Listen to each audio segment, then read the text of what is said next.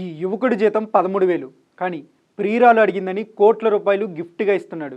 ఖరీదైన కార్లు, కాస్ట్లీ ఫోన్లు ప్రియురాలికి డైలీ గిఫ్ట్ల రూపంలో ఇచ్చారు. ఇక్కడతో ఆగలేదు. గర్ల్ ఫ్రెండ్ అడిగిందని కాస్ట్లీ ఏరియాలో 4 BHK ఫ్లాట్ కొనుగోలు చేసి అలా గిఫ్ట్ కూడా ఇచ్చాడు.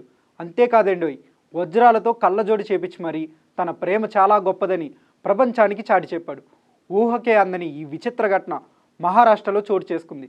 సీన్ కట్ చేస్తే ఈ కాస్ట్లీ ప్రేమికుడు చేసిన పని చూసి అంతా షాక్ అవుతున్నారు.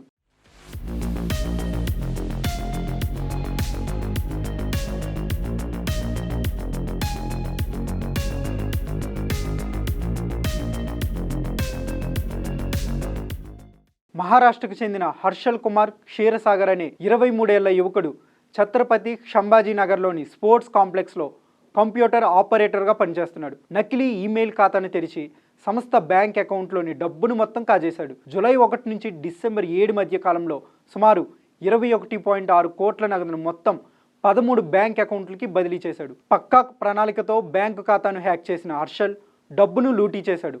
బ్యాంక్ అకౌంట్కు లింక్ చేసిన ఈమెయిల్ అడ్రస్ను పోలి ఉండేలా కేవలం ఒకే ఒక్క అక్షరం తేడాతో కొత్త ఈమెయిల్ను క్రియేట్ చేశాడు.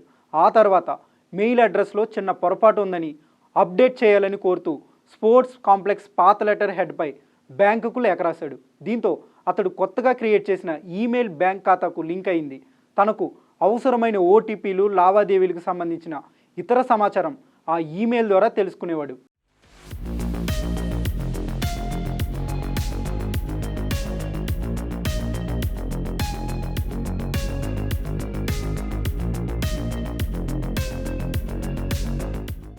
కొన్ని రోజుల తర్వాత స్పోర్ట్స్ కాంప్లెక్స్ బ్యాంక్ అకౌంట్తో ఇంటర్నెట్ బ్యాంకింగ్ను యాక్టివేట్ చేశాడు.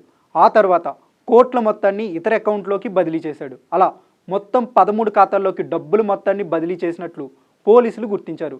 ఆ డబ్బుతో హర్షల్ 1.2 కోట్ల విలువైన BMW కారు, 1.3 కోట్ల విలువ చేసే మరో SUV, 32 లక్షలతో BMW బైక్ కొనుగోలు చేశాడు.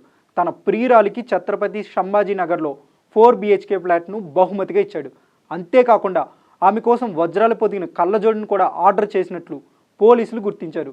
కేసు నమోదు చేసిన పోలీసులు హర్షల్ కుమార్ క్షీరసాగర్ కోసం గాలిస్తున్నారు. ప్రస్తుతం నిందితుడు పరారిలో ఉన్నాడు. అతడికి సహకరించిన సహోద్యోగి యశోదా శెట్టితో పాటు ఆమె భర్తను పోలీసులు అరెస్ట్ చేశారు. అయితే ఈ వ్యవహారం వెనుక మరింత మంది హస్తం ఉండొచ్చని పోలీసులు అనుమానిస్తున్నారు.